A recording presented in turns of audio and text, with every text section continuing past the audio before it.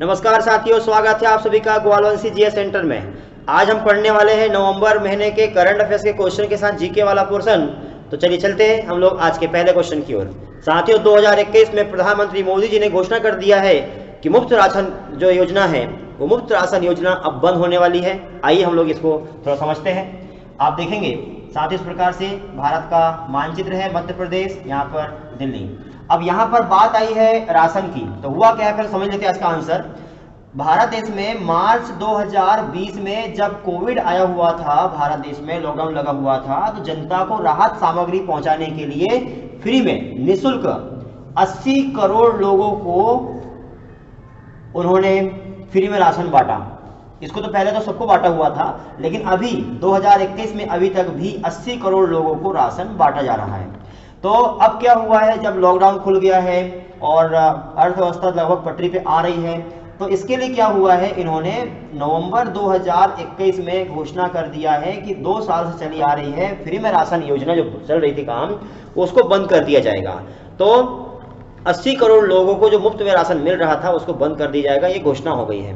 ऐसा भारत देश के खाद्य सचिव सुधांशु पांडे जी ने घोषणा किया हुआ है कि अब मुफ्त में चल रही जो राशन योजना वो बंद कर दी जाएगी। अब यहाँ बात आई है योजना की, राशन की। तो साथियों, राशन योजना जो है जिस सिस्टम के माध्यम से चालू हुई थी उसका नाम है पीडीएस, पब्लिक डिस्ट्रीब्यूट सिस्टम। इसकी शुरुआत 1992 में हुई थी।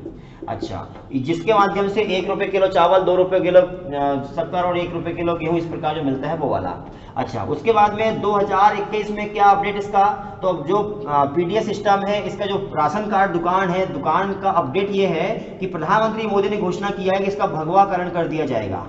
अच्छा, उसके बाद में सभी दुकानों का जो पूर्व व्यक्ति है, भारत को आजादी दिलाने वाले व्यक्ति है, भारत के महान व्यक्ति है, उनके नाम से दुकान का नाम होगा। जैसे दीनदयाल उपाध्याय दुकान, ऐसा राशन दुकान इस प्रकार से नाम होंगे। ये हो गया। उसके अलावा बात है खाद्यान्न की, तो आप जानते हैं एक संगठन है एफएओ, ये कहाँ पर है, इस प्रकार से ग्लोब बनाया 0 डिग्री भारत देश। साथियों, यहाँ पर देखना इटली, और इटली में रोम नामक स्थान है। 1946 में फूड एंड एग्रीकल्चर ऑर्गेनाइजेशन की स्थापना हुई थी। विश्व का सबसे बड़ा संगठन है, दुनिया के 262 देशों में खाद्य सामग्री के ऊपर काम करने वाला। और भारत देश का कौन सा है, तो यहाँ देखना भारत का मानचित्र, मध्य प्रदेश, यहाँ पर दिल्ली है। साथियों, ICAR, Indian council agriculture research की स्थापना आप जानते हैं 16 जुलाई 1929 को इसकी स्थापना हुई है। ICAR की हेड ऑफिस दिल्ली में है। पहले ये जो है पूसा बिहार में हुआ करता था और इसको हेड ऑफिस 34 में दिल्ली में बदल दिया गया है। ICAR आपको समझ में आ गया होगा, उम्मीद करूंगा। चलिए, तो एक क्वेश्चन आपका यहाँ तक हो चुका है। अगला क्वेश्चन आपके सामने है। साथियों, पोप फ्रांसिसवा को लेकर के कुछ अपडेट सामने आया हुआ है। ये पोप फ्रांसिसवा क्या है, थोड़े यहाँ पर आप समझिए। पोप फ्रांसिसवा क्या है थोड़ा समझिए साथियों। इस प्रकार से एक ग्लोब बनाया 0 डिग्री भारत देश, पोप फ्रांसिसवा। अब ये क्या क्यों सामने आया है, फ्रांसिसवा जो व्यक्ति है इसका अपडेट सामने आया। देखो, यहाँ पर एक देश है यूरोप महाद्वीप का सबसे छोटा देश, का नाम है वेटिकन सिटी देश। और जो वेटिकन सिटी देश है, वेटिकन सिटी देश का एरिया 0.44 स्क्वायर किलोमीटर है। विश्व का सबसे छोटा देश है। यहाँ पर क्या होता है, ईसाई धर्म चलता है, और जो ईसाई धर्म चलता है यहाँ के प्रमुख को बोलते हैं हम लोग पोप। वर्तमान में 266 नंबर का व्यक्ति है। पोप फ्रांसिसवा किस देश का है, यहाँ अफ्रीका महाद्वीप जो है, दक्षिण अमेरिकी महाद्वीप, यहाँ पर एक देश, इस देश का नाम है अर्जेंटीना। साथियों, अर्जेंटीना से निकल करके पोप फ्रांसिसवा कहाँ पहुंच गए, वेटिकन सिटी। और दुनिया के संपूर्ण देशों में एक संगठन यहाँ पर होता है, जितने भी कैथोलिक धर्म को मानने वाले होते हैं और प्रोटेस्टेंट धर्म को मानने लोग होते हैं, जो ईसाई धर्म है, 2 भागों में बटा हुआ था। बताया, मैंने कई बार बता दिया हूँ कि ईसाई धर्म 2 भागों में बटा हुआ है, कैथोलिक और प्रोटेस्टेंट। कैथोलिक मतलब भगवान को मानने वाले, प्रोटेस्टर मतलब विरोध करने वाले, प्रोटेस्ट करने वाले, आगे का सोचने वाले, अंधविश्वास विश्वास रखने वाले, भगवान भक्त करने वाले, हे भगवान अब क्या होगा, एक्शन हो गया, कैसे होगा, भगवान बचा ले, ऐसे बोलने वाले जो लोग होते हैं वो कैथोलिक। और प्रोटेस्टर मतलब वे लोग जो आगे का सोचेंगे, यदि रोड पे एक्शन हो गया उठाएंगे व्यक्ति को, अस्पताल पहुंचाएंगे, ऐसे व्यक्ति प्रोटेस्टर है। तो क्या हुआ है, कैथोलिक और प्रोटेस्टेंट। तो ये जो वेटिकन सिटी, यहाँ पर उनके प्रमुख को, ईसाई धर्म के प्रमुख को, विश्व का सबसे पावरफुल इंसान, पढ़ा लिखा इंसान है ये पोप, तो ये यहाँ पर इसका हेड ऑफिस है ना। तो आप देखेंगे कि जो पोप फ्रांसिस और 266 नंबर का है, इसका क्या हुआ है, इन्होंने कहा है कि भैया 60 साल से यह व्यक्ति एक फेफड़े पे जी रहा है, एक फेफड़े से जी रहा है। अब सोचो 1957 में इनका सर्जरी हुई थी और 1957 में सर्जरी जब हुई तो इस व्यक्ति का एक फेफड़ा निकाल दिया गया है। आप सोच सकते हैं एक फेफड़े से व्यक्ति जीवित है। आगे देखेंगे इसका सही नाम क्या है। साथियों, जो पोप फ्रांसिसवा है ये अर्जेंटीना के हैं। इनका सही नाम जो है, जिन्होंने केमिकल इंजीनियरिंग की हुई है साथियों, खोर्गे मारियो बेरगोगालियो। खोर्गे, ये खोरखे बोलते हैं, खोरखे मारियो बेरगोगालियो, खोरखे मारियो बेरगोगालियो इस प्रकार के व्यक्ति है। तो उम्मीद करूंगा आपको समझ आ गया होगा।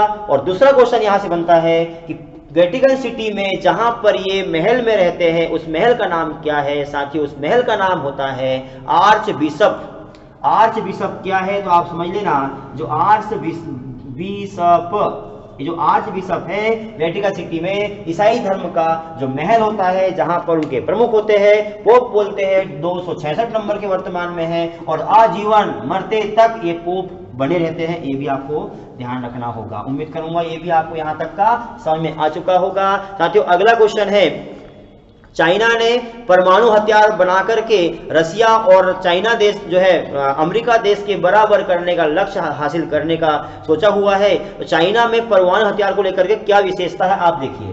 साथियों, क्या हुआ है आप देखना, इस प्रकार से ग्लोब बनाया 0 डिग्री भारत देश, यहाँ पर कोरोना का पितामह चाइना है ये वाला क्षेत्र में। तो क्या हुआ है, यहाँ अमेरिका देश है।